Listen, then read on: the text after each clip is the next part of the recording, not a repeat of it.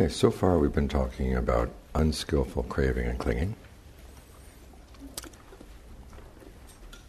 So I'd like to talk a little bit about their skillful versions. The question is, how do you switch from unskillful to skillful? And there's a sutta where the Buddha talks about the movement from stress through that desire, as I said, to find somebody who knows one way or another to put an end to this stress and suffering. And then finally finding conviction in somebody who really does know the way.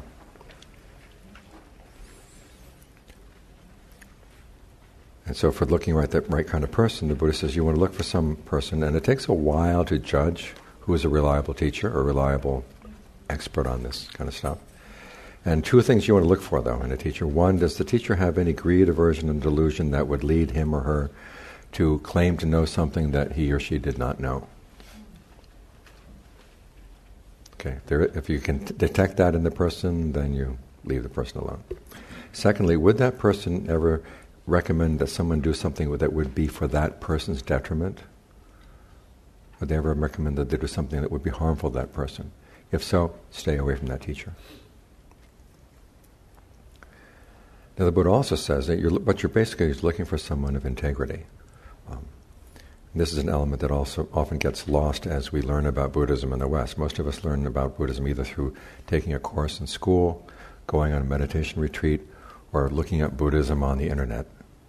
And there's no way you can tell who out there, these people, the professors who write academic articles or give lectures, the people who are leading a meditation retreat and then go someplace else at the end of the retreat, or the people who are talking on the web. How can you trust them? How do you know that they are trustworthy people? And that just doesn't come into the equation nowadays. Whereas for the Buddha, that was one of the primary things you would look for in a teacher, is does this teacher have the kind of character that you could trust?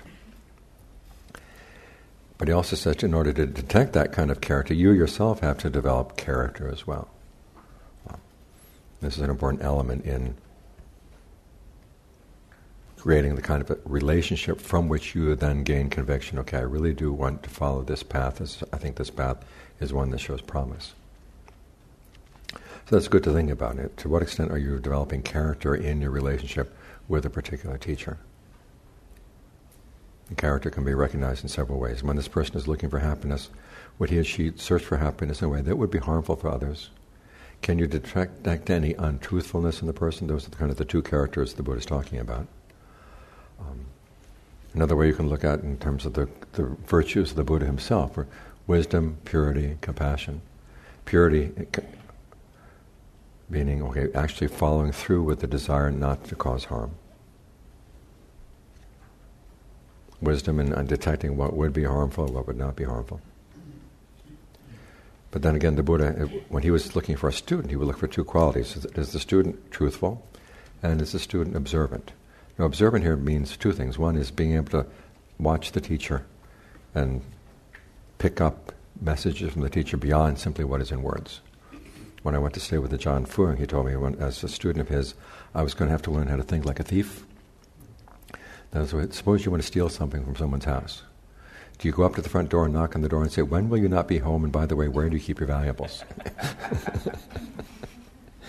You don't expect them to tell you. You have to sort of case the joint and figure out, okay, when are they away, when do they come? Which part of the house do they tend to be very protective of? Okay, that's where you want to look. In the same way he expected I was going to look at his behavior and learn lessons from his behavior. And when he would do something, I wasn't supposed to think, okay, this is just the way Thais do things. It was, he has a reason. What's the reason for his doing these things? That's how you learn. And secondly, you're observant of the teacher, but also observant of yourself, and particularly, what are the results of my actions? Where are my actions coming from? What's motivating them? And then secondly, where do they go? Do they cause harm? Do they not cause harm? So these are the qualities that would constitute what the Buddhists think of character, which is an important part of the relationship in putting an end to suffering.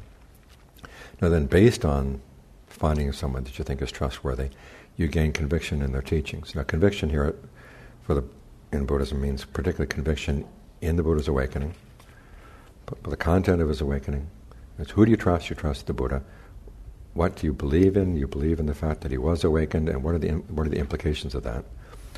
First general implication is he found awakening through his efforts. by developing qualities that you too have in a potential form.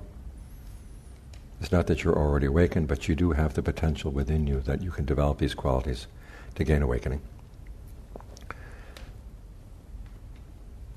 And more specifically, in terms of the knowledges of awakening, his seeing previous lives, his seeing how beings are born, die, and reborn in line with their karma, and then finally, through applying the Four Noble Truths, he was able to gain full awakening, the taste of deathless. All of that comes under kind of the content of conviction. And then the third aspect of a conviction is, what do you do as a result? You try to follow the precepts, you try to develop the principles of skillfulness in your own behavior. So all of this is the background for once you've sort of changed your goal in life. Okay, I want to follow what the Buddha called a noble search, and I want to do it following the path that he recommended. You're giving yourself a new overarching desire now. Then the question is, how do your rest of cravings and clingings match up against that desire? And that's kind of your measurement for what's going to be skillful and what's not. Now, the reason you're able to deal with your desires, as I mentioned earlier, is that desires have their reasons. Every desire has an idea of what constitutes happiness and how you get there. Now, some of these desires are based on misinformation or lack of observation, things that you picked up from a long time ago and haven't really reflected on too much, but they're still sort of sloshing around in your menagerie of selves and desires inside. And your ability to reason with them comes down to your ability to show to them that, okay, if they're unskillful, that the happiness that they're looking for is not genuine, it's not lasting, that you're going to suffer more as a result of following that desire than by not following it. And when they make it really plain to that desire that it's not going to lead to happiness, your interest in the desire goes away. But you have to provide yourself with alternative desires and alternative sources of happiness. The alternative source of happiness, this is why we practice mindfulness and concentration, to get the mind to experience states of pleasure, rapture, that are pleasure and rapture of form, rather than pleasure and rapture around sensuality, so that you can have an alternative. And when you really feel, I've got to have this pizza or nothing else, say, wait, I have an alternative. I can just sit here and breathe comfortably. I don't need that. And pizzas are relatively innocent. There are a lot of other things, though, that are not. And so it's good to have that sense of pleasure that you can draw on. And then reordering your desires. As I said earlier, that the element of desire shows itself two places in the path. One is in the section of right resolve, and the other is on right effort.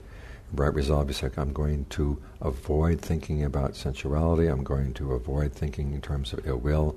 I'm going to avoid thinking in terms of harmfulness, things that would harm other people. And replace that with thinking in terms of what's renunciation of sensuality, goodwill, compassion.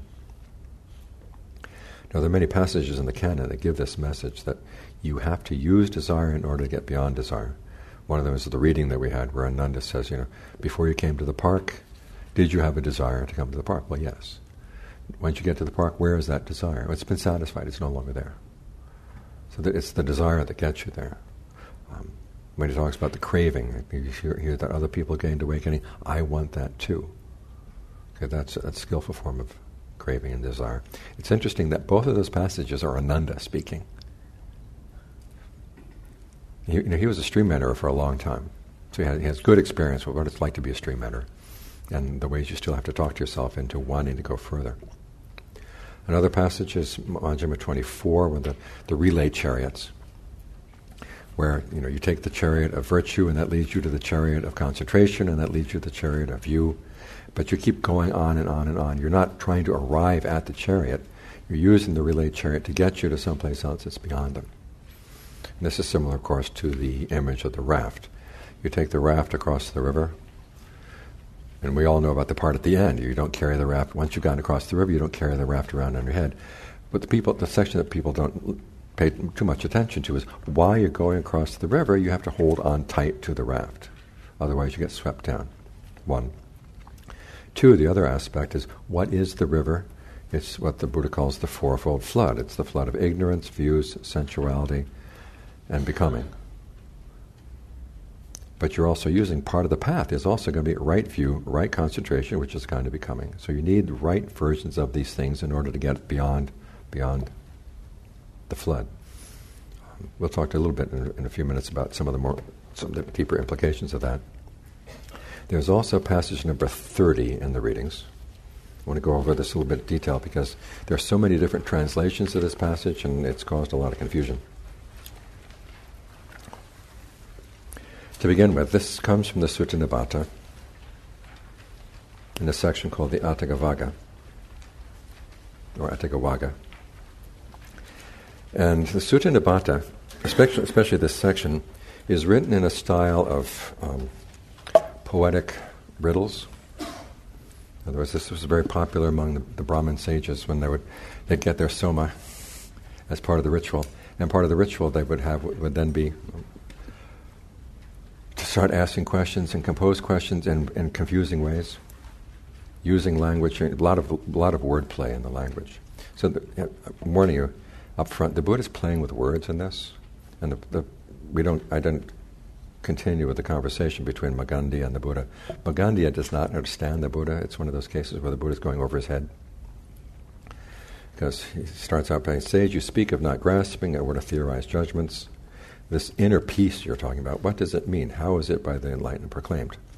Okay, the question is, what is the inner peace? And the Buddha says, you don't speak of purity in terms of view, learning, knowledge, habit, or practice. Now, the difficult thing here is in the grammatical case of the in terms of, it can also mean by means of, and this is why Magandhya gets confused at the Buddha's answer.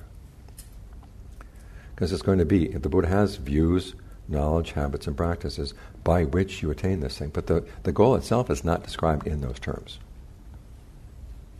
It's what they call the instrumental case, which in Pali can either mean explaining something in terms of or gain it by means of. So the Buddha is talking about in terms of, Magandhya here is by means of, because then when the Buddha goes to his next passage, nor is it found of a person through lack of view of learning, knowledge, or habits of practice. And Magandhya says, this doesn't make any sense. But if you read it as if the Buddha is talking, using two different grammatical cases here. In the first one, he's saying, you don't describe the view. The goal is not a particular view that you attain, or learning, or knowledge, or habit, or practice that you attain. These things are means. They're the chariots, they're the raft that get you over there. Because you're not going to find them through lack of view of learning, etc., etc. And then finally, letting go of them without grasping, that's how you become independent. So basically the passage here is saying you attain the goal through developing certain habits, practices, and views, then you have to let them go, and then letting them go, that's how you attain the goal. So that's what that passage means.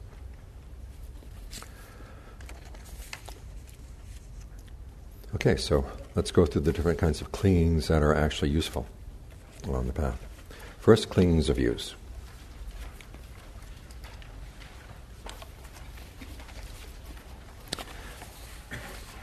And here we go, look at passage 22.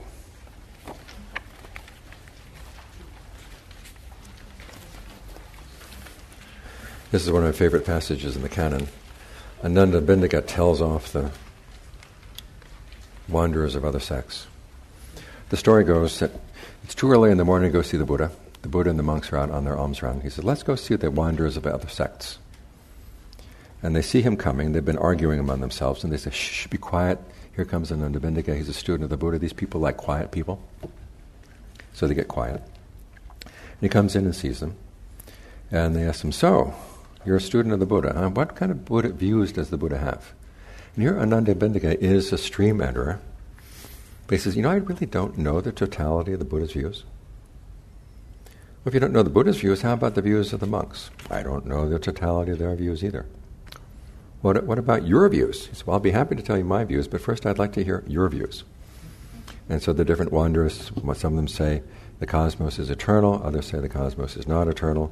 They go down the list, kind of the formula for what were the hot issues of the day. It's kind of saying, are you Republican, or are you a Democrat? Do you believe in all this stuff about Russia? Do you think that it's worthless? I mean, we'd have all kinds of discussions. And then Ananda goes on to say then, okay, these views that you have, starting here, he says, as for the Venerable One who says the cosmos is eternal, only this is true, anything otherwise is worthless, this is the sort of view I have. his view arises from his own inappropriate attention or independence on the word of another. Now this view has been brought into being as fabricated will dependently co-arisen. Whatever has been brought into being is fabricated will dependently co-arisen, that is inconstant. Whatever is inconstant is stress. This venerable one just adheres to that very stress, submits himself to that very stress.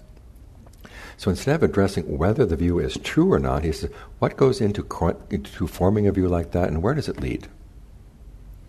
And he's pointing out, well, it comes out because you haven't thought things through carefully and you've been listening to somebody else, and it leads you to, if you hold on to it, it's going to cause stress because it is something fabricated. You can't really depend on it.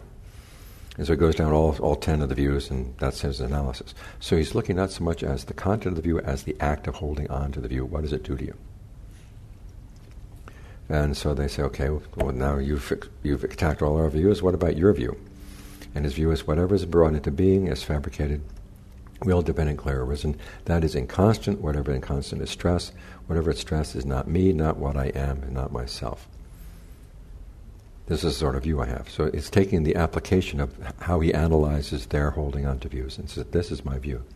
And so they say, well, they try to turn the tables on him and say, well, then you're holding on to that view and then you're going to suffer too. And he's basically saying, no.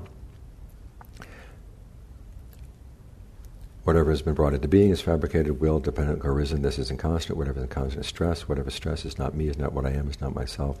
Having seen this well with right discernment as it has come to be, I'd also discern the higher escape from it as it has come to be. In other words, this is a kind of view that transcends itself. You look at the act of holding on to it and you realize, okay, even this view has its limitations. I will not cling to it after it's done its work. While it's doing its work, I use it. After its work is done, I let it go. And then the wanderers of other sects, which I didn't include here, which is a great passage, so they say, they sit there with their shoulders drooping at a loss for words. He's beat them. Yeah. And he goes and he tells the Buddha what he said, and the Buddha said, it's good that you debate these foolish people every now and then. So this is the whole point, though, of right view, is that it transcends itself. Instead of looking at views in terms of the content, it looks at it, what is the act of forming a view, what is the act of holding on to a view? Can it allow you to transcend it, or does it keep you stuck? And for all those other views, it keeps you stuck.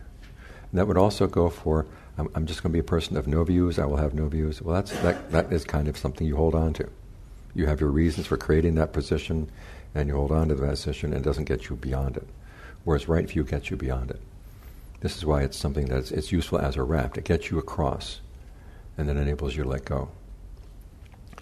So that's views as a form of clinging. And as I said earlier, simply refusing to have what they call a fixed view does not accomplish this goal. For one thing, saying, I don't have any particular views, it doesn't give you any grounds for deciding what should and shouldn't be done. There's no sense of, should be done or should not be done if you refuse to take a view, if you hold on to a view of any kind. And for the Buddha, that was an extremely irresponsible position in a teacher. He said, your responsibility as a teacher is to give people a way for analyzing for themselves what they should do and what they shouldn't do. In other words, you hand them tools, you give them standards. This is how you judge an activity as worth doing or worth not doing. Now you take these standards out and you apply them to your life. That's the duty of a teacher. So one, it's important that you have a view that's clear like this.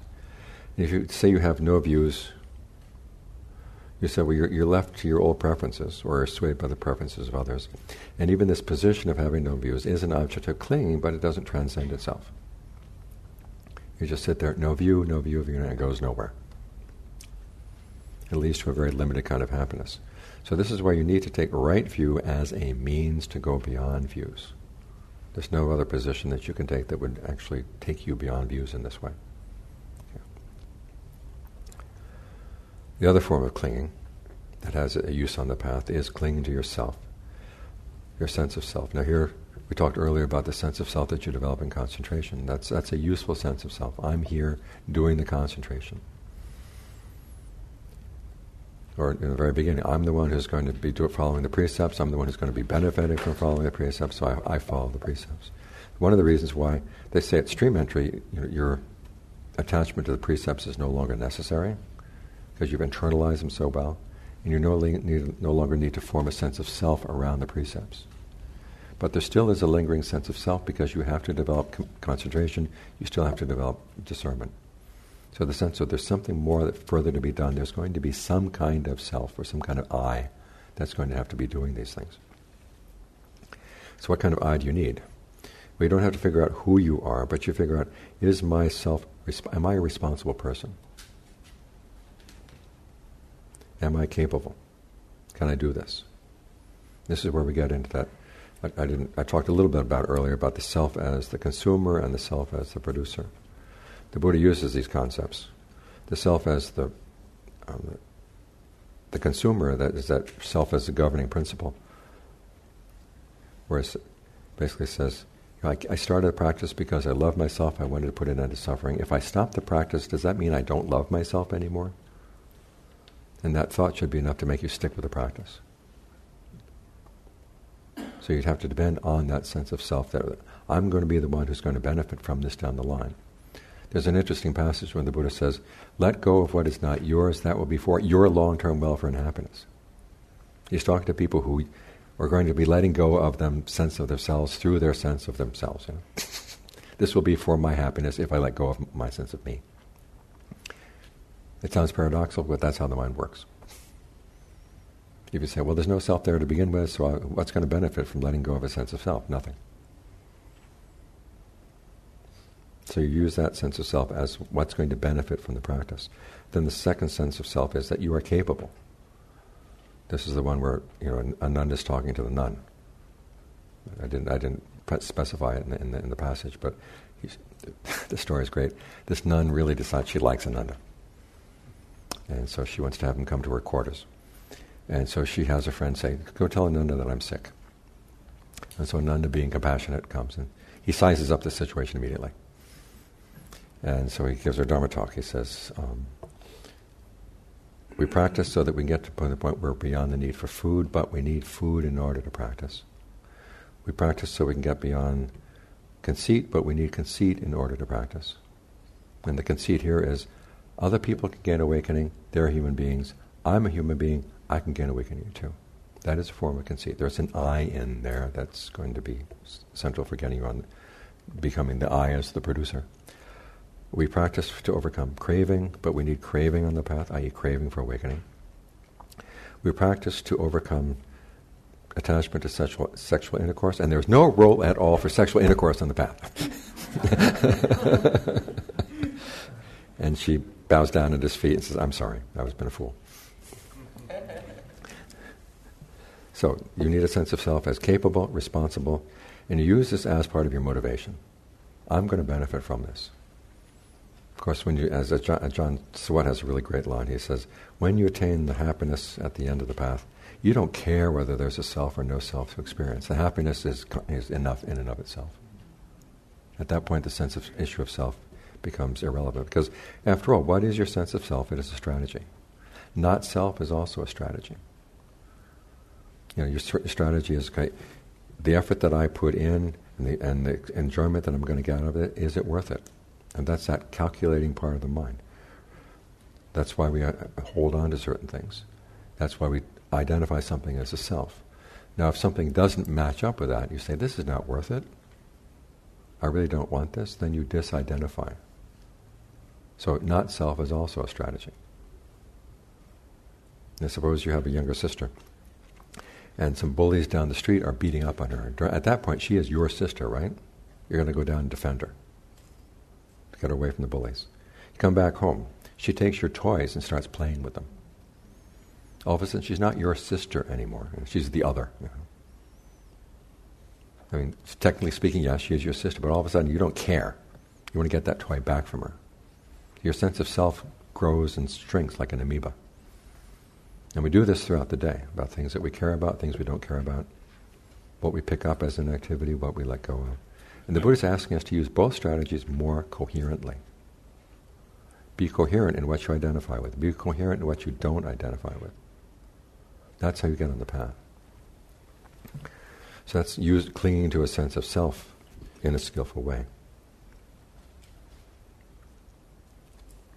Then there's habits and practices.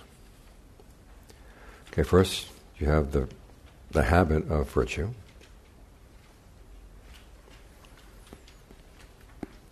And then you practice jhana in the process of developing dispassion. Yeah, these are practices that you have to do, habits that you have to develop, that you hold on to.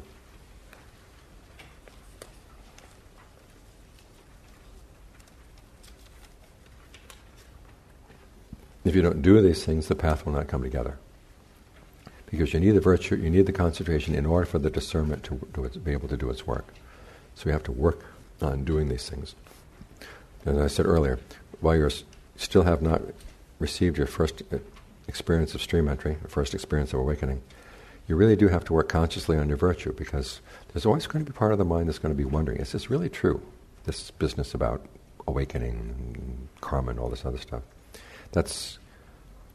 That doubt will come to an end only with the first taste of awakening. You see that what I said was right, that this path really does lead to a deathless dimension that the mind can touch. At that point on, you don't have any doubts about the Buddha, you don't have any doubts about your virtue. You don't have to identify yourself as, I am the person who's working hard to maintain these precepts. It becomes more natural. So the sense of self around the precepts is no longer needed. This is what's meant by not clinging to habits and practices. It's not that you say, I don't have any precepts anymore. It's just the precepts become a natural part of your behavior, because you've seen that it was because of my unskillful behavior that I delayed my awakening. And I don't want to delay it any further.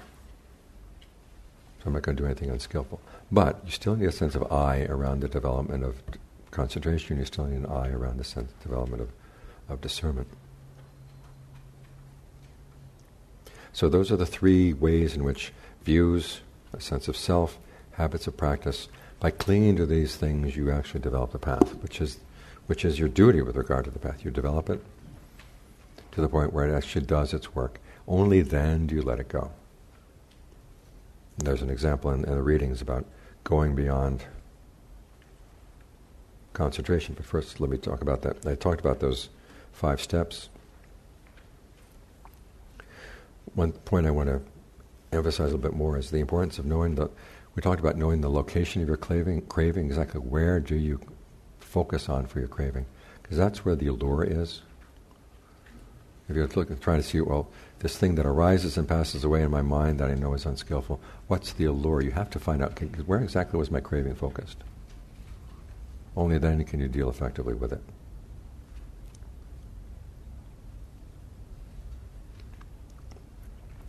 Now, passage 35 talks about using jhana as a basis for doing this kind of analysis. Jhana is useful for several reasons. One, it gives you a sense of pleasure that you can depend on. You know that, okay, if I have to give up X, at least I've got some pleasure someplace else. I'm not going to be totally deprived. So I've got this alternative. Secondly, it gives you a better way of judging what's stressful and what's not stressful, because you get more and more used to the sort of subtle level of well-being that comes with strong concentration. And that enables you to see when lust comes in, when anger comes in, how it stirs up the body, how it stirs up the mind. Is this really pleasant? Is this really something I want to encourage? So it gives you a better standard for judging things. Let's look at that, passage 35.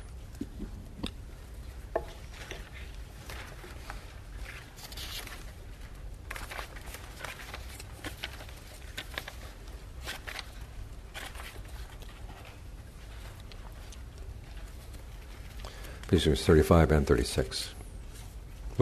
35 and 37. Okay, 35 is, even though you've seen clearly with right discernment that sensuality is much stress, much despair, and greater drawbacks, still if you haven't attained a rapture and pleasure apart from sensuality, apart from unskillful qualities, or something more peaceful than that, you can still be tempted by sensualities. Otherwise, you've got to have the alternative pleasure. Otherwise, you're going to go back. And if you don't go back honestly with yourself, you go back dishonestly. You hide these things from yourself. Then passage 37. Okay, the image here is of an archer's apprentice.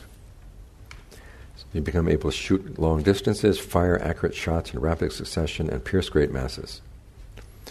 And that can be used as an analogy for to shoot long distances. You see the long-term consequences of your actions.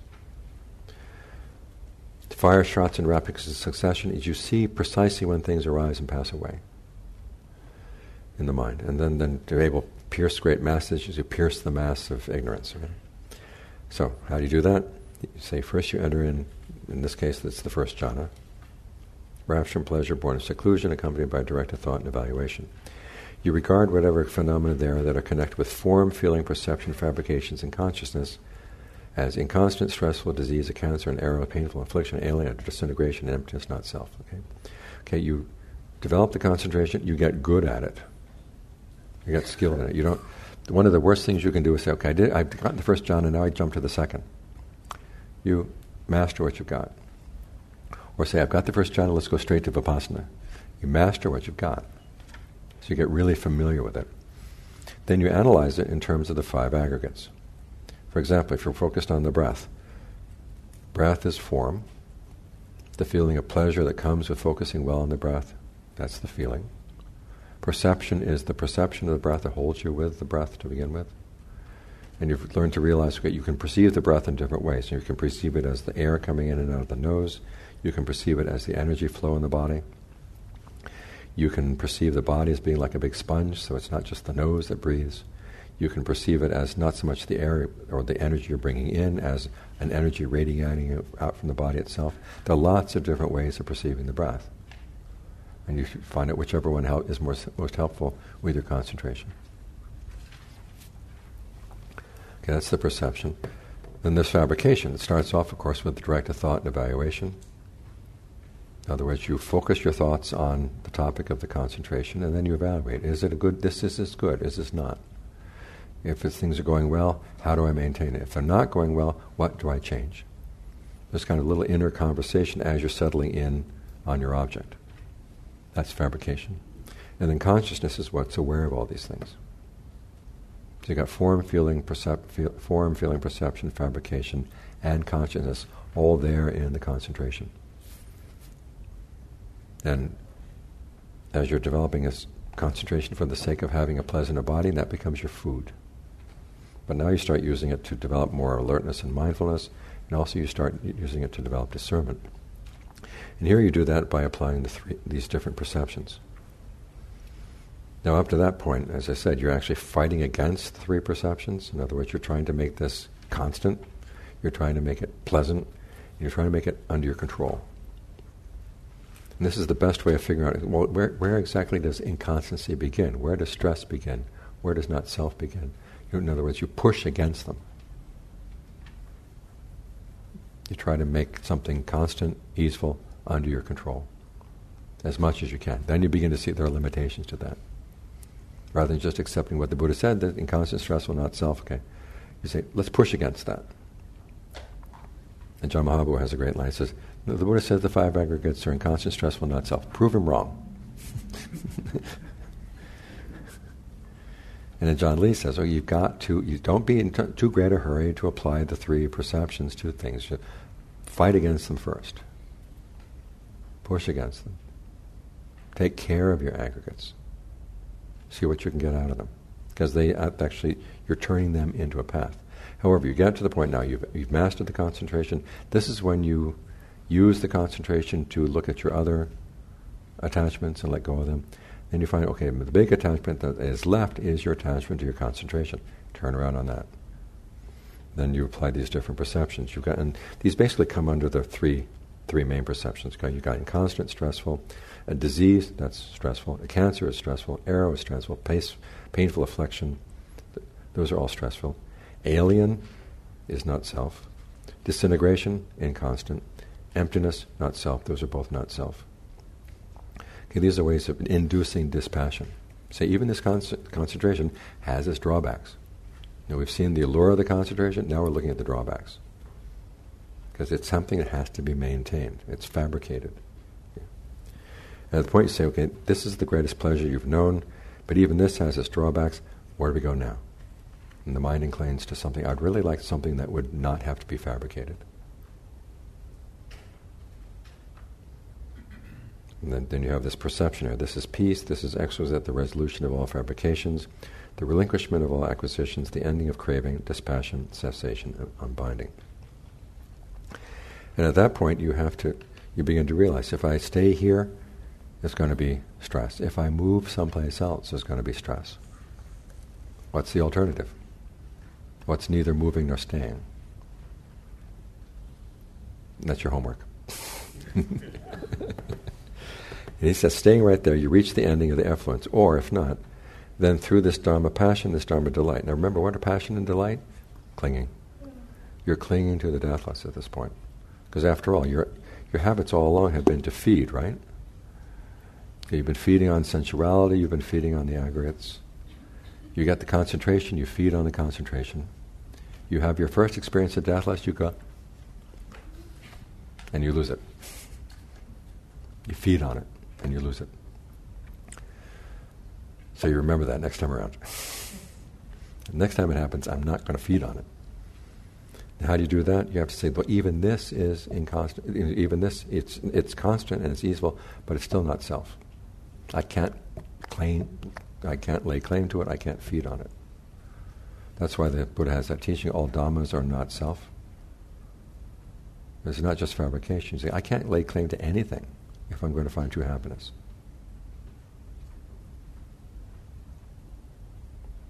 So, but even then, even if you have that kind of clinging, you're left. You've cut several fetters, either the 3 fetters or, in this case, the 5 fetters.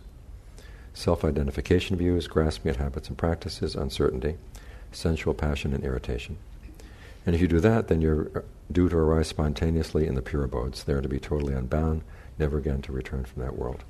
Okay, these are the stages in letting go. You're coming across the river. You've taken the raft across the river. You just got one more step, and then if you don't complete your awakening, at least you've got your foot on the stream bed, and you're not going to be swept away.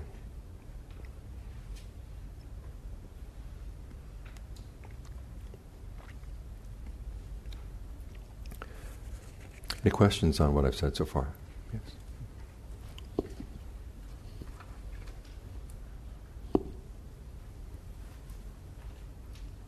Where's the traveling mic?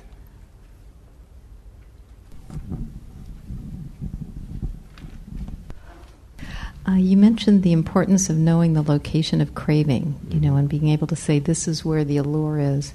And you have to find out where my craving is focused. Can you go into a little more detail about that? Is it an interior place? Is it an exterior thing? And what is the allure and what is the craving? And what is it a focus on something, or is it something that's more of an internal?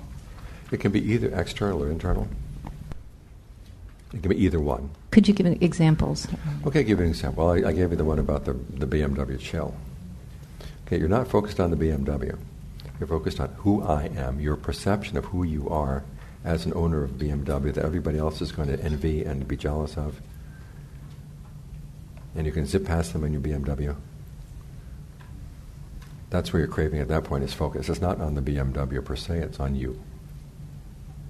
The image you have of yourself based on the fact that you own a BMW. Or say, that you're helping other people. Sometimes it's not so much the other people that you're helping, it's your image of yourself as a helper to others. So in that case, again, it's a perception. The things you talk to yourself around a particular issue, you like the thoughts that go around that. There's that passage where the Buddha is talking about where is the craving located. It can be either the eye, ear, nose, tongue, body, form, sound, smells, taste, tactile sensations, eye consciousness, ear consciousness, eye contact, ear contact, etc. The feelings that come from these things, perceptions around these things. Feeling and perception, remember, are mental fabrication.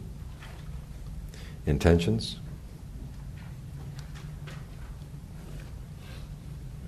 And you can actually have craving for craving itself. So all these things. It can be anywhere in any of these things. Hands over here. There's someone in the back of the room. We feel some compassion in the people in the back room. Yeah, that's the back room where you are. Yes, get the mic. But there should be another mic going back your way. Here it comes. Oh, I thought it was going to go that way back. No, here's the other mic. Okay, fine. Oh, okay. Do I talk now? Or? Yes. Oh, I wasn't sure if he was going to go. Oh, sorry. So I was just wondering that I feel like a lot of people have this void, a lack of love in their heart from other people, a lack of unconditional acceptance, a lack of sense of community and connection, and either because they're unable to or they can't find a way to satisfy that void, they do unskillful stuff. So just an example is if you grow up in an abusive household, right, you're not going to feel the love. You're going to feel a lot of tension, not so nice stuff. So you look for it outside of yourself. So I'm just wondering from a Buddhist point of view or from an Ajahn Jeff point of view, what are the tips? How do you nurture that? Or is that are we deluding ourselves? I don't know. I was just wondering about that. Part of the path, the Buddha says, is finding somebody you trust. Mm-hmm. And you really have to look hard so you don't get carried away. This is one of the reasons why kids join gangs. They don't get any love at home, so they get the companionship of the gang. That's a really unskillful way of finding sort of a sense of belonging. Right. You try to look for somebody that you can find that you feel is trustworthy, that you feel some rapport with, and you hang around with that person. How do you balance finding someone that can inspire you versus kind of, I guess, grasping and needing that person to fill that void, completely? Okay, well, it's a question of growing up, basically. Oh, I'm sorry, what? It's a question of growing up, and hopefully if you've got somebody really skillful, they will accept the fact, that you are a greedy, kind of person. And they'll put up with that for a little bit. And then they'll run away? No. And then after a while they'll start saying, hey, it's like, a mother dog nursing the puppy. Oh. The mother dog will let the puppy nurse for a while. Uh-huh. And then after it reaches a point where the puppies start having teeth, and that's when the mother dog bites them. Oh, it does? Oh. Yeah. Sorry, I didn't know that. Oh. Yes. Okay, thank you. But a wise teacher will sort of put up with this grasping and needy part, but then push you a little bit more to be a little bit more independent. I can give you lots of stories about Ajahn Fuang kind of pushing me off, because I was very needy when I met him. Ajahn who? Ajahn Fuang, my teacher. Oh, okay. My mother had just died, and I was pretty miserable. I needed somebody, Yeah. And so he tolerated it for a little bit, and then started pushing back a little bit. And it was up to me to decide, okay, his pushing back is for my own good. Question. So I've applied your 5-step dissolving of the craving system on many things, and I feel it works on almost everything. But as a mother, the one thing I'm not able to dismantle using the framework is the craving that my child should live. Mm-hmm. And I wonder if not being a monk, essentially being a householder and having children, really just destroys any chances at releasing that one craving that my child should live. Don't let go of it quite yet. As long as your child's life is your responsibility, that's a craving you're going to have to hold on to. Now the hard part is that your child is going to outgrow that craving before you are willing to outgrow that craving. And this is a case where the child bites the mother. Mom, stay away, stay out of my life. And so he said, okay, even in this case, it's part of the child's maturation process that they begin to learn how to separate from you. It's going to be painful, but you're still responsible for the child's life, right? Up until the point where they've got them through school and they're ready to stand on their own 2 feet. And that's the point where you have to say, now I'm going to have to learn how to work on this. It's no longer my responsibility. I've talked to people who are 80 years old, their children are 60 years old. And they still envision the child as this little bundle, totally needy, helpless bundle. And you have to learn, okay, my child is able to look after him or herself. And now I have to find another focus of satisfaction in my life. Now the problem here is, as a mother, oftentimes you sacrifice so much for the kid that there's nothing left. This is why it's good to develop a practice along the way, in anticipation for that point where, okay, it's time to sort of part ways. Thank you. Question over here.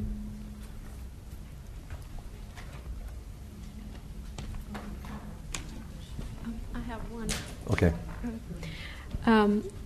What advice would you give to tackle suffering that comes from clinging to memories that come especially after the loss of a loved one in your life? Okay, the Buddha has some kind of harsh medicine for this, which is you're clinging to things that cause you to grieve. It's a form of conceit.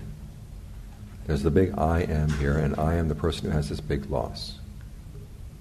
And we hold on to that because we see a certain advantage in, okay, I'm the person with the loss. You have to ask yourself, to what extent do I still need this?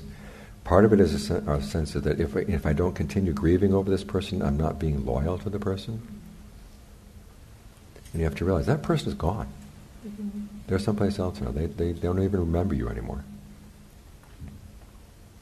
They don't need you anymore. I mean, you may feel obligated, maybe I should make some merit and send it to them. That's what I can do. But my personal sense of loss around them, they don't need that loss. It's not helping them, it's not helping me. And how would that change if it's, let's say, loss of a dream, or not loss arising not out of death, but some other event? Something that you had hoped for, but it's a dream that you can't attain. You say, well, I can live with that. I can dream about something else. And here again, it's a question of you identified yourself around that dream so much. I wanted to see myself there, and now I realize I can't be there. Where would be some other good places for me to be? Give something else a try. And you don't give up dreaming at all. You just say, okay, that one's not working. But see if I can come up with another dream that I can find that would be more within my means, and also something that I would find gratifying. Thank you. So you just mentioned that one of the causes for craving is craving itself. Mm-hmm. And the Buddha gives an example of a monkey which gets a fruit in one hand and grabs another fruit. Mm-hmm. And before it eats the fruit, it drops one of those and grabs another fruit. So it keeps going on. And this kind of craving is very common in the Silicon Valley. For example, people, so they have a job. Then they move on to another job thinking that's better. Mm-hmm. So it's very common. And what does the Buddha say about this? What's the way to break this self-fulfilling feedback loop?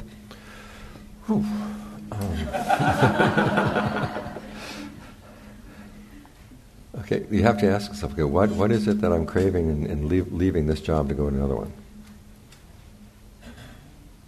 Is it the sense that I'm such a desirable person that every company in Silicon Valley wants me? Do I feel that I'm accomplishing something by climbing the ladder? You have to ask yourself what exactly is motivating this desire to keep on moving on. And ask yourself, what kind of lack is it inside me that I'm feeling is being satisfied by this? And is it really being satisfied? It requires a lot of internal investigation as to exactly where the craving is focused and what's motivating it. I mean, you've got this problem in Silicon Valley where all this money is pouring in from all over the country for every harebrained notion that there is. And some intelligent notions, but also a lot of really harebrained stuff. And there's this kind of irreality around Silicon Valley. So you have to stop and ask yourself, okay, where is any common sense around here? And what can I say is something accomplishing something is really positive around here? Let's focus on that. Because the bubble's going to burst someday. And where do I want to be when the bubble bursts? Sort of think in the long term. It's the best I can offer. Yes. Who's got the mic? Can you bring the mic up here now?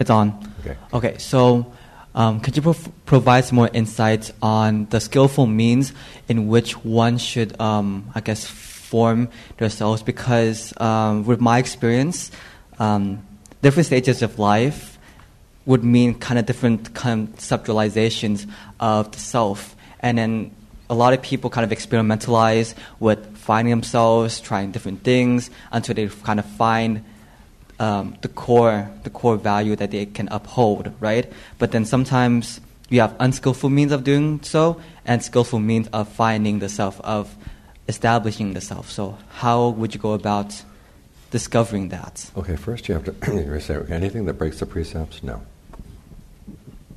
That's your first set of values. Red flag, yeah. Yeah, it's a big red flag. Okay? If it breaks the precepts, don't go there. And then the second one is, look at other people who have followed a particular path of life. And what kind of people do they become? What kind of attitudes they have? Do I want to be that kind of person when I grow up? And this is one of the reasons I became a monk. For a while I thought I wanted to go into academia. Then I looked at all the professors I knew.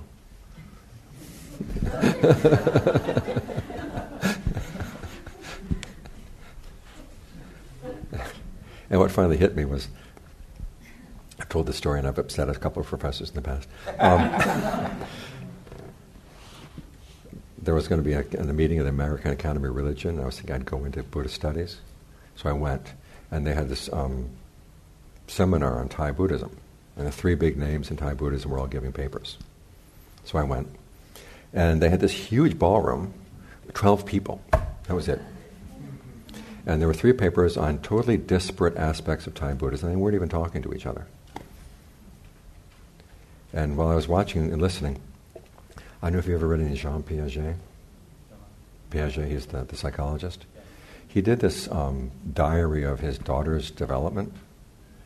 And there was one period in her development where she was, every time she took a bowel movement, she wouldn't let her parents flush the toilet until she had made a story about each little piece.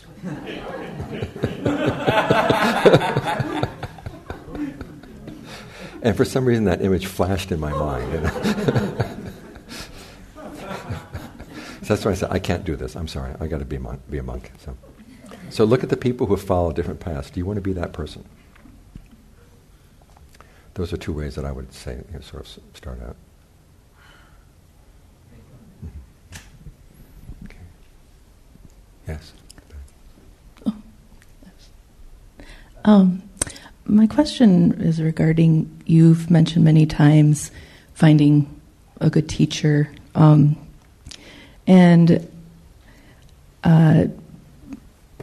so my question is kind of on this, maybe the balance between having devotion towards a person and then versus using, let's say, the suttas, so using learning to support yourself on the path. And, in my personal development, my nature was to be devotional, and that went very well for many years. And then at a certain point, and I learned a lot from the teachers, they were good Dhamma teachers, so I learned a lot of Dhamma, and at a certain point, I realized that the attachment to the teacher or teachers was maybe so strong, and the Dhamma knowledge was at the point where I had to almost make myself independent, use the Dhamma that had been taught to evaluate myself and my own path. And that was actually quite hard, to just take the teachings themselves, and I mean kind of very literally in my meditation, and say, okay, where am I doing this right? For so long I depended on the teacher and my devotion to the teacher that I hadn't developed an independence of mind. So, I think that's not the usual Westerners' problem. I think they often have the other problem, but could you speak to that kind of that? Okay, well, that was my problem. I was extremely devoted to John Fuang. And back when I was studying, there were not that many suttas available. They had them in horrible translations. And his message always was, okay, put the suttas aside for the time being, learn the Vinaya for the monks, learn what's right and wrong in terms of the rules, And then focus in on, okay, what is your experience as a meditator? And work with that. And gradually, it was basically a method of process of becoming more and more independent. So part of a teacher's duty is to see if a student is getting too devoted to the teacher, you've got to push them off a little bit. And the training for the monks, starts with very simple things like, one of my jobs became that I was his attendant. The first part of being attendant was to clean up his hut, and then gradually became a guy. I was looking after him when he was sick, and doing a lot of other things around the monastery, sort of independently. And his way of teaching sometimes was, if I put something in the wrong way, he'd just throw it. Even a teacup one time, he threw it because I put it in the wrong place. Now, he wouldn't tell me where the right places were. And so that it was up to me to, again, this thinking like a thief.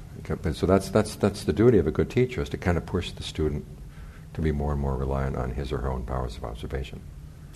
Because the teacher can't be there for you all the time.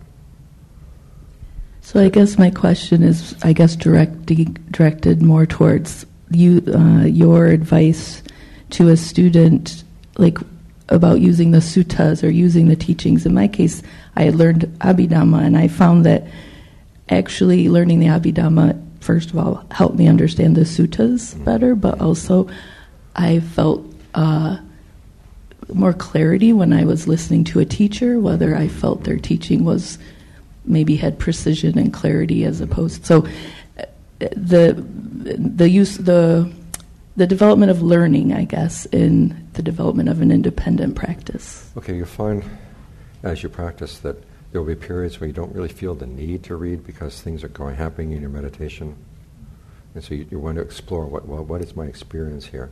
And then you sometimes run up against a wall. And that's the time to start reading.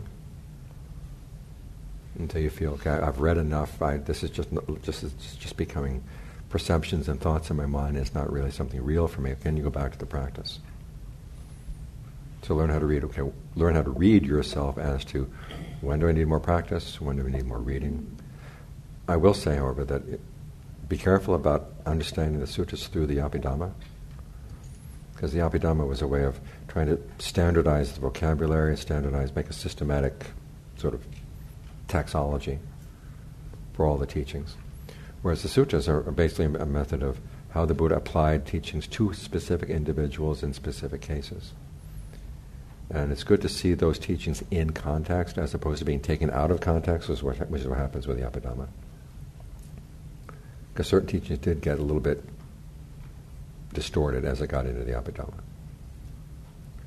I think the sutras are more reliable. And among the sutras, though, the sutras have to do with the wings to awakening. Those are the ones you want to take as the core. Start with those and then sort of branch out from there.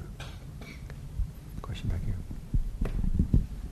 My question, you've referred to the precepts as a really good metric to decide if something's skillful or not skillful. So speaking of Silicon Valley and the business climate, and particularly the precept of not taking what is not offered or stealing, aren't all businesses that are acquiring wealth, let's say Amazon, stealing what is not taken, let's say, from the small retailers? And let's say they were not to do that. Aren't the small retailers taking from what Amazon could have been? So in business and the acquisition of wealth, how do you realize, am I taking what is not given as I get wealthier and wealthier and wealthier? Okay, the question is, does this really belong to that person, or is it something that person would have anticipated getting?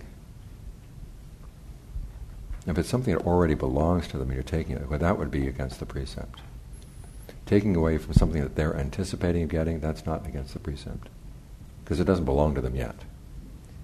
So by that definition, Amazon was not following the precepts. Okay. Is that correct? I don't know how. All I knew is Amazon treats its workers horribly.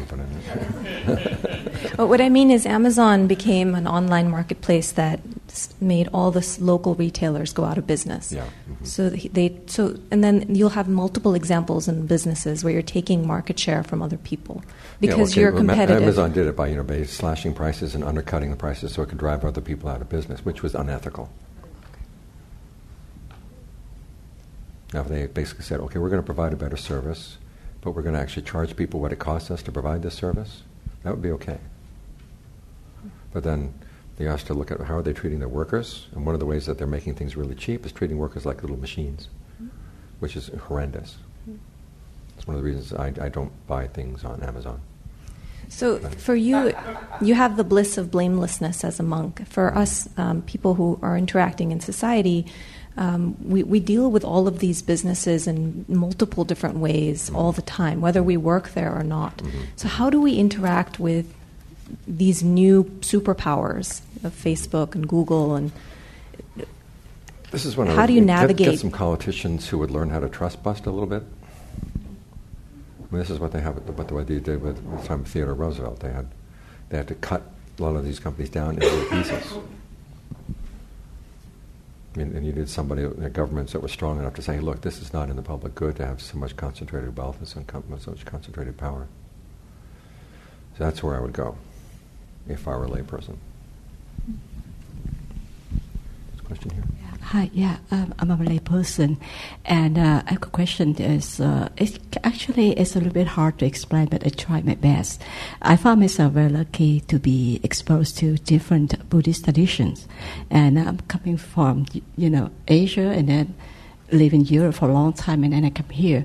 So the more I am exposed to the different traditions, Buddhist traditions, the more I feel like it's more than I have expected. So, for example, if I see the Tibetan Buddhism, the strength and the weaknesses, Theravada, Hinayana, all the traditions. And in each tradition that I have learned and have exposed to, they are somewhat, even if it's under Buddhist philosophy, but it's still different.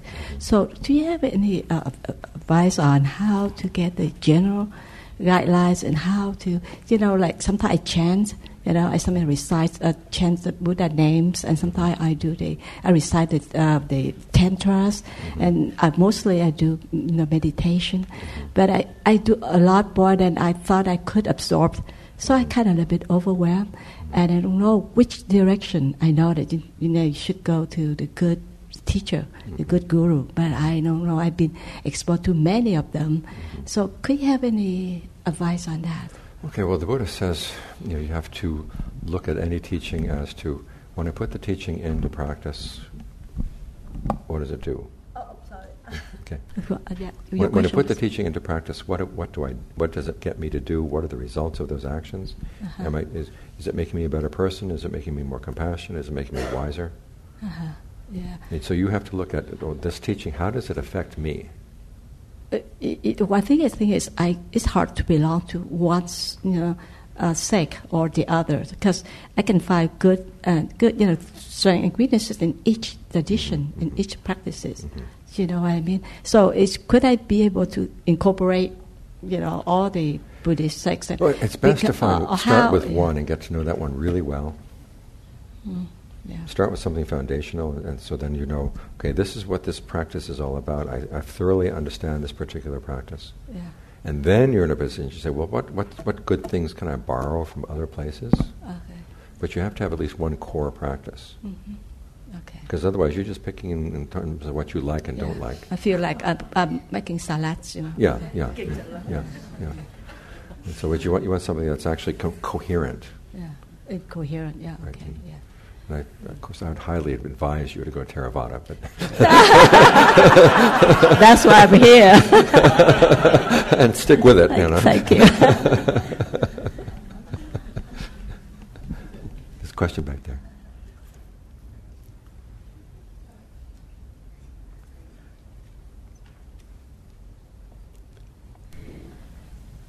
Would you advise using the contemplation of death in a daily meditation to spark that desire to practice? For me, it can really enliven my practice. I had an experience about a year ago where I waited to find out whether I had cancer. Unfortunately, I didn't, but something really beautiful came out of that while I was waiting. It was a clarity and a real sincere desire and much more attentiveness to my practice. And I'm just wondering if you have a comment on that. The Buddha definitely recommends that. one of the contemplations he recommends is every morning when the sun rises, tell yourself, I could die today. Am I ready to go? Think about what in my mind, what attachments do I have that would make it hard to go? I've got to work on those. It gives you some focus. Then every evening when the sun sets, I could die tonight. Am I ready to go tonight? And just keep that up. It's not to be morbid, it's just to give you focus. That, okay, when the Buddha is talking about being in the present moment, it's always in the context of death contemplation. He's not saying it's a wonderful present moment or this is the unconditioned present moment. It's this because there's work to be done in your mind. And as we said earlier, what you're doing right now is shaping whether you're going to experience suffering or not. So the work is to be done right here. And you do not know how much longer you will have, but you do know you have right now. So and that helps you sort of sort out your priorities. What am I still attached to that would make it really hard for me to go? What unskillful mind states do I have that I keep feeding that would make it hard for me to let go of them? Work on those. I read the story one time of this woman general who every day as she sat down at her desk at the beginning of the day, she would write down the 10 most important things that she had to do that day, and then she would scratch out everything except 1, 2, 3. And focus on 1, 2, 3. That gives you some priorities. Yes.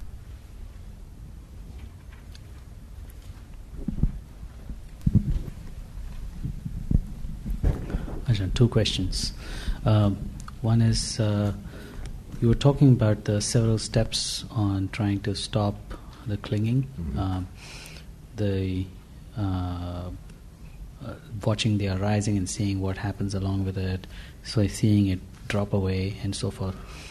One of the things that I was noticing was that certain specific clingings and cravings, when I'm trying to look for the allure of what is going on there, I'm probably not very stable or something, because of which the process of analyzing the allure or trying to find the allure while sitting in the meditation or something, that process just completely throws me off, and it immediately latches onto that craving itself, instead of actually finding what is the allure.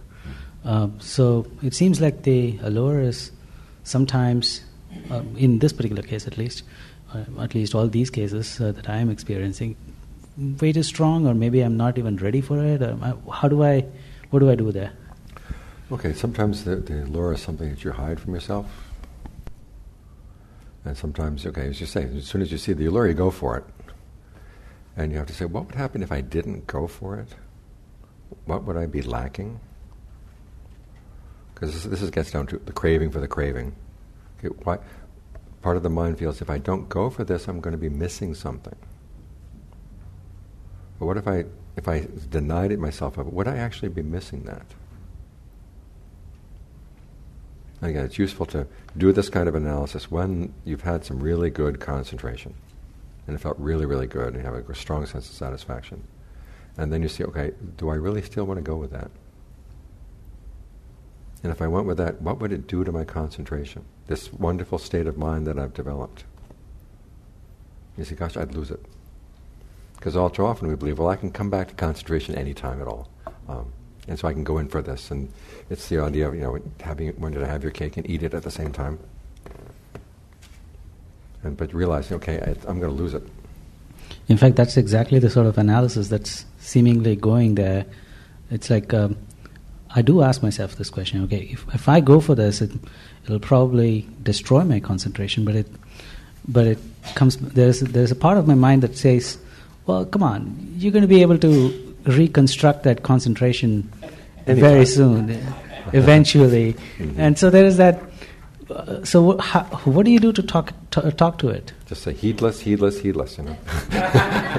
I see. Because sometimes the concentration goes just suddenly, and you don't get it back. There's a kind of complacency that comes when the concentration is regularly going well. You think, this is just going to keep on going. I don't have to worry. But it's good to talk to other people, say, I had it, and all of a sudden one day I lost it. And it just drives me crazy, I can't get it back. Okay. So there is this other thing. Sometimes I find on some days, I have no idea if there is any pattern, but I have, in order to keep my concentration going, I need to change the perceptions pretty rapidly. Some days I'm able to stick with one perception of the breath. I'm talking about perceptions in terms of perception of the breath energy. So, and sometimes I need to change the perceptions of the breath energy pretty often, within say a minute. And sometimes I can kind of stay with it for a long period of time.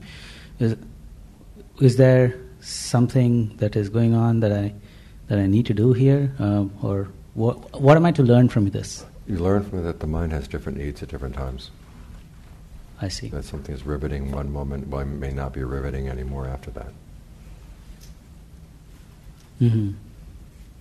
That's what you learned. I see. So so maybe I could use this as a strategy to tell my mind that the things that the perceptions you've been using to try to get to concentration, they may not work all the time. All the time. Right. I see. Okay.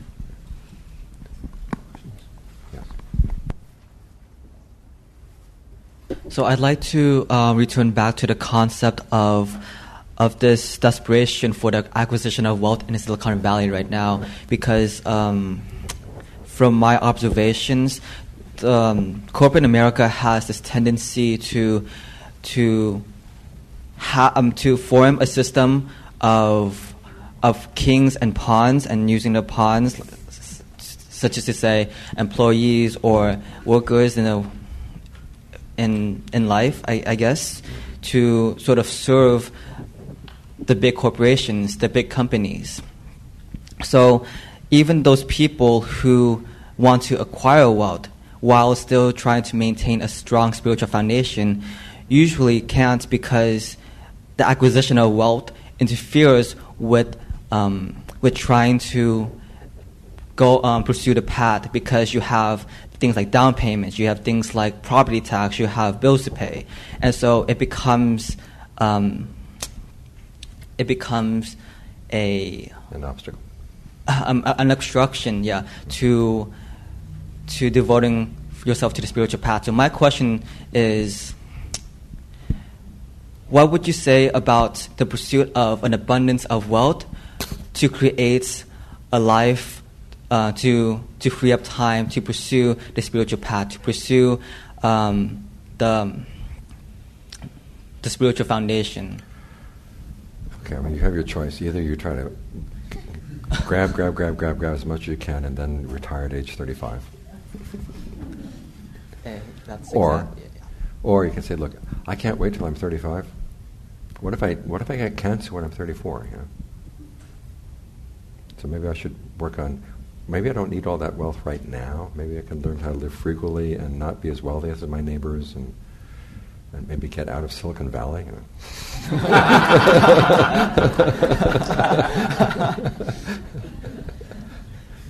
It's what it reminds me of. There was a great Miss Manners column one time. This woman was writing, she had her child was going to a private school, 5-year-old kid, kindergarten. And Christmas time came and thought it would be nice to provide a little present for the teacher. So the child and the mother went to the store. They found a nice appropriate gift for the teacher. They came back and they wrapped it, and the child, in his own dear hand, wrote out a little Merry Christmas note to the teacher. Next day he goes to the school, comes back in tears. Every other little kid in the kindergarten had an engraved name card.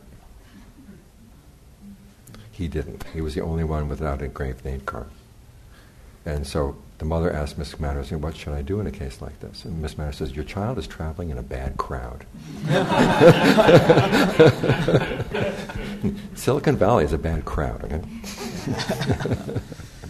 Because just reality gets so distorted as to what's necessary, what's important in life. So you have to decide, maybe I don't need to be the wealthy whatever in Silicon Valley. At times, it's also a question of desperation, because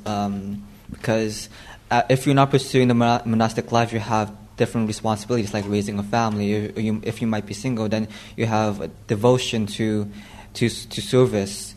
So, because as always, the question, the condition is, as long as the precepts are kept and the precepts are maintained, then there is no unethical means to accumulate wealth, I would say. That's the main yes. Yes.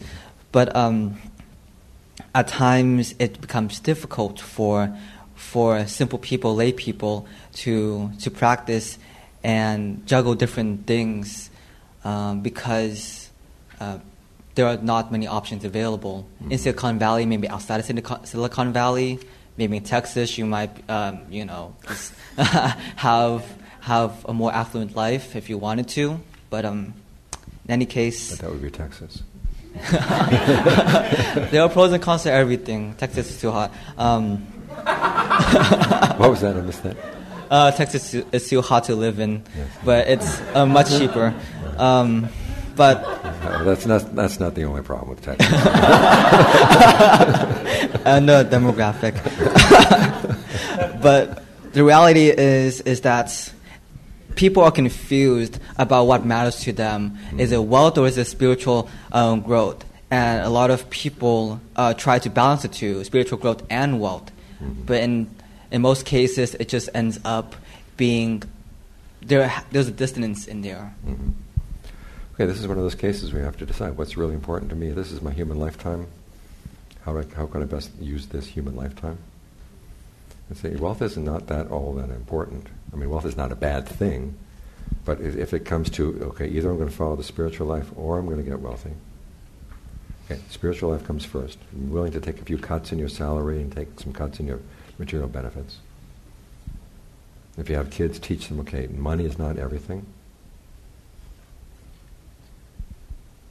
I mean, I had an uncle, and both my father and my uncle ran the farm. They had to sell the farm when I was 6 years old. My uncle stayed on there, but just his livelihood was pretty poor all the time. And he was very sort of unambitious. In fact, when he died, the minister's eulogy from my Uncle Fred was, Fred Boucher was a quiet man. I would visit him, and he would take me out to see his carrot garden, his vegetable garden, and you had the feeling that he could hear those carrots grow. However, my cousin kept saying he was always proud of the fact that his father had never done anything unethical to gain money for the family. They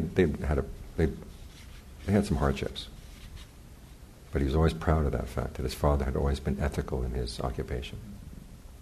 That's the kind of kid you want, and that's the kind of memory you want your kid to have of you. Right? So think about that. Maybe you can hear the carrots grow and find some satisfaction in hearing that. Yeah. Thank you so much, Ajahn. Yes.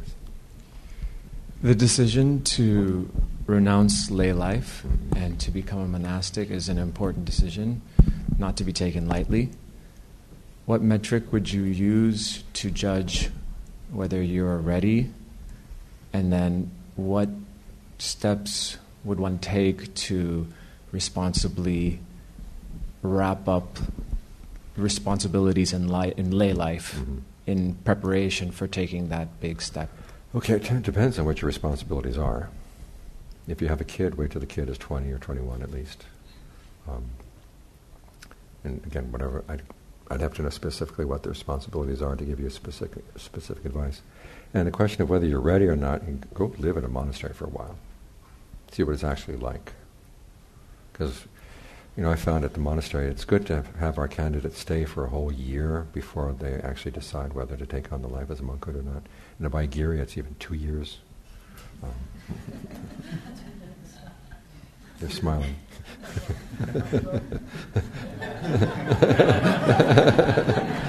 Is it 3 years now? 2 years, yeah. Okay. And so, but you have to have some time. Are these the kind of people I want to hang around with? Is this the kind of life I could really live with? And you need to have some real experience with that in order to decide whether you're ready for that or not. Because in the abstract, there's no measurement. Thank you. A few last things. With full awakening, the Arahant is totally free from clinging and free from suffering. Okay? And the way they do that is learning how to see things as separate. In other words, it says you learn how to see form as something separate, feelings as something separate, perceptions, etc., the aggregates as something separate from your awareness. This is a really important quality to develop, and it's important to emphasize this because so much is said about seeing the oneness of all things, seeing the interconnectedness of all things. The Buddha never said that. You see, in order to gain a real, way of judging these things, you have to step back from them and say, okay, this feeling, why do I feed off it? Because if you feed off it, you're internalizing it. It becomes part of you. And then to give it up is like pulling your heart out or pulling your stomach out. In the very beginning, you have to see, how do I learn how not to feed on these things? So that it really will be something separate. And the insight is going to come, is that perception you have of being separate actually becomes a reality with awakening. As the texts say, the Arahant senses these things. This is what Passage 36 is. You sense these feelings disjoined from them. In other words, they're there, but you're not feeding on them.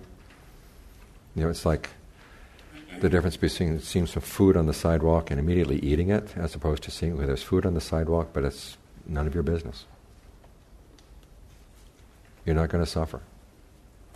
They're automatically disjoined from it. A couple of scholars have written on how since Arahants must feel painful feelings, etc., they're really not totally free from clinging. They're really not totally free from suffering until they die. That's not the case. And John Mahabua talks about how the feeling is there, but it doesn't go into the mind, and that's what's important, because it's whether the mind suffers or not. That's what makes the difference between suffering and not suffering.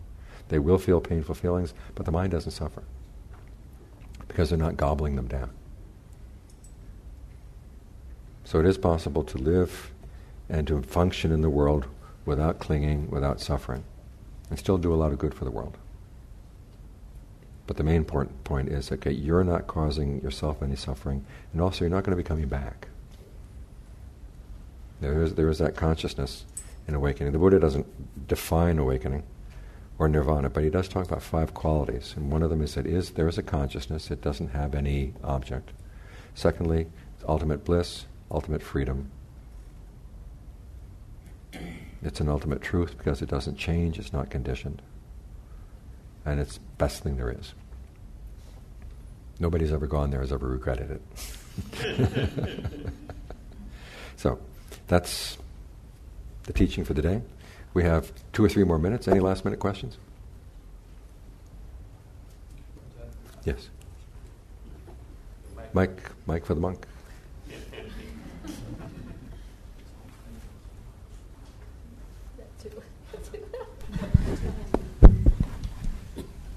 I had a question about, it's Sutta Passage 37.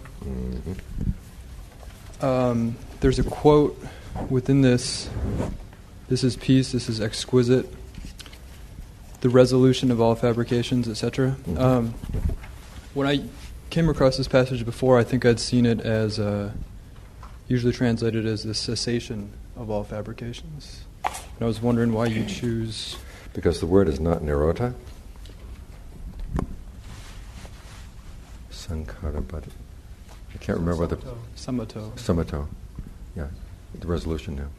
So what would be the kind of... it's kind of the stilling of all fabrications. Sure. All fabrications kind of get worked out, and they don't form anymore. So just to clarify that, if we're talking about the 3 sankhara, the bodily, the verbal, mm-hmm. and the mm-hmm. mental, I can kind of understand this when this is in the context of the jhanas, the form jhanas, the formless, and then the cessation of feeling and perception. Mm-hmm. But could you speak to what exactly the cessation of the bodily formation would be like for an arhat living it's a even normal experienced life? In the jhana. I mean, at the fourth jhana, there's no more no more in and out breathing, which is bodily fabrication. In the experience of awakening, you don't have any experience of the six senses at all at the moment of awakening. There's no sense of the body, there's no sense of the world around you. There's just an experience, a total experience of the deathless. I mean, even at stream entry, that's what you experience.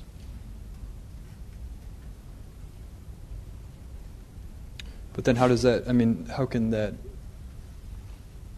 integrate with everyday life for the arhat? Well, then you come back, and then you from that point you fabricate things but disjoin from them. There's no sense that you have to feed on the fabrications anymore.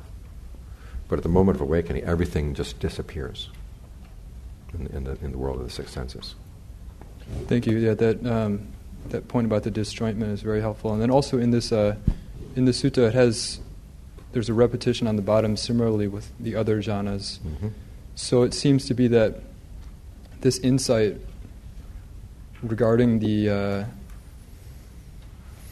nature of things that are bound up with, connected with the five aggregates, and the perception of the property of the deathlessness, that this is visible in any of the jhanas.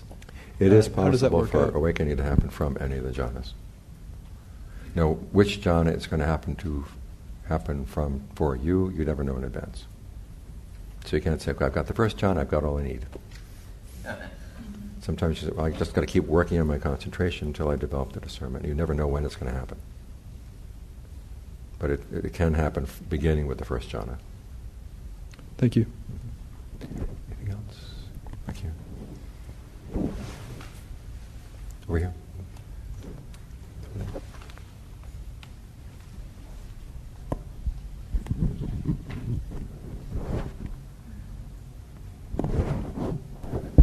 Thank you. You just said something very interesting about oneness, and I've heard it in Western Buddhism talked a lot about oneness, and even some spiritual teachers talk about interbeing as a critical point. So rather than arguing views being right or wrong, what is the danger of thinking too much in those terms? In terms of oneness? Well, the Buddha said the highest form of oneness you can have would be a sense of the oneness of consciousness. But he said that is also fabricated. In other words, you mistake that for the deathless, and that means you stop practicing. That's the danger.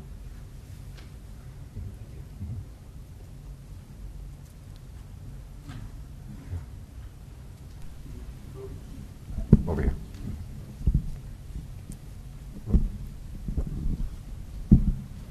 So one of these passages was saying that, or passage number 35 says that basically, if you haven't had experience of a pleasure apart from sensuality, then it's going to be difficult for you to develop.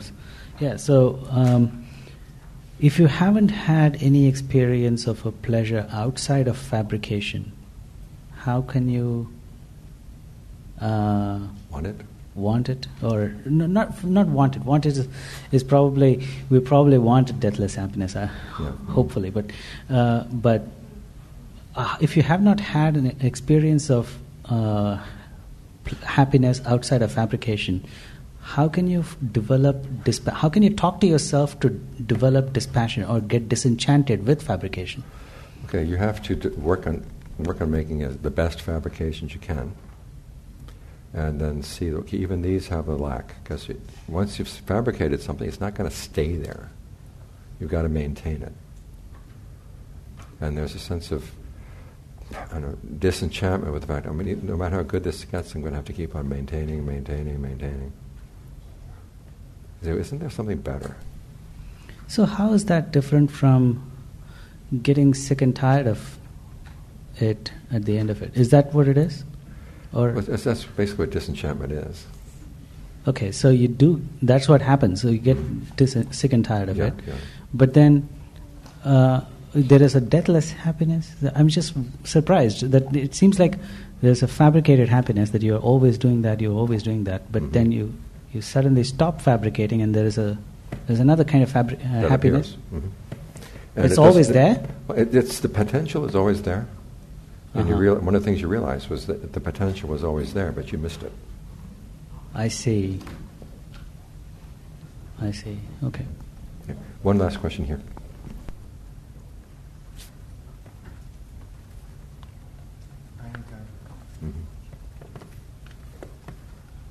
I'd like to piggyback on a question about death. So what advice would you give for someone who reaches, say, 80 years old, so that he or she doesn't, is not afraid of death? I try talking about contemplating the body and talk about impermanence and non-self and whatnot, but it doesn't seem to work. So what's the problem? Well, it doesn't register because it's not easy for someone who's at that age to contemplate, assuming that he or she doesn't practice meditation. Meditation. Yeah. Okay, you have to ask the person. I mean, your concern at this point will be more, okay, where are they going to go? How can you put them in the right frame of mind so that death doesn't startle them and doesn't make them lose their equanimity? And one of the best things to do is tell them, reflect on all the good things they've done. The times they've been virtuous, the times they've been generous. Always think about what good people they've been. So that gives them some sort of courage as they face, as the body leaves. There's this tendency to grasp at anything, and sometimes some bad things will start appearing at that point. You start remembering the bad things you did. You think, oh my gosh, hell is opening for me. I did this horrible thing, and you go down. So you have to remind, you've done a lot of good, and keep that in mind. And then ask them. The Buddha gives us advice: is that think about, are you afraid of losing human sensuality? And if they say they are, I say, hey, there's better in the Deva realms. Why, why content yourself with human sensuality when there are better levels? So at the very least, they tend to want to go higher. So that's good preliminary advice. But then he goes on to say, ultimately, said that no matter what level you go into heaven, there's still a sense of identity. There's still going to be some stress. How about just letting go of any desire for self-identity? Now, if they're ready for that, there we go. If they're not ready for it, at least say, okay, it's much better in the Deva realms. John Swat gave some advice to some of his lay students one time. He says, look, if you find that you're not going to be an Arahant, at least in the next lifetime, aim to be a Deva, because the human realm is not getting better, as we see all around us. Okay. Okay. Question in the back. One more. That's it. Use the mic. Yeah. Mm-hmm. Do you need a mic? I wanted to ask for some concrete.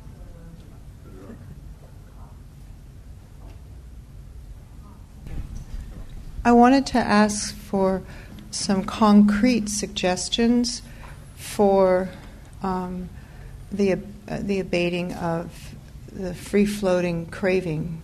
I have a free-floating craving, largely, I think, in part situational, because my youngest is flown, so the empty nest, I think, is just an empty. Mm-hmm.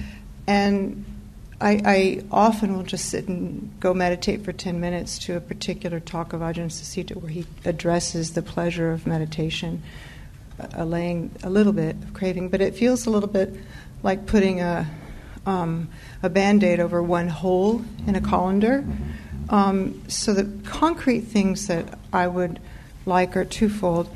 One, is there a place, would you have some readings to suggest where I can use a little bit of contemplation other than metta?